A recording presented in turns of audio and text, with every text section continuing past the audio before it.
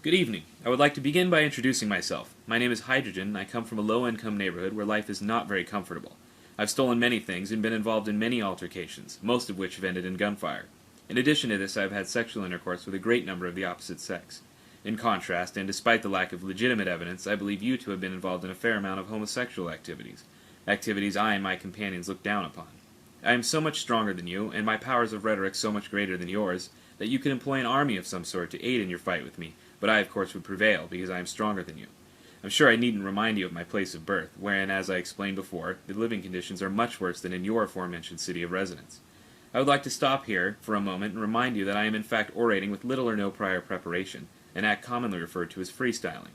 Once again, and I think this bears repeating, I would like to restate my claim that I am in fact much stronger and have endured a larger number of hardships than you. Hardships which have left me with an aggressive behavior and an imposing demeanor which I believe frightens you. I know of a woman with whom you have had sexual intercourse. I too have had sexual intercourse with said woman, and she complained to me of your less than exemplary performance in bed.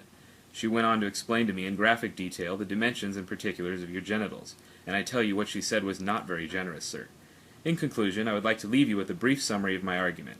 You, sir, are a weak, timid, and untrustworthy homosexual. The city in which you live is not nearly as difficult to live in, nor is it in such a high state of disrepair as mine.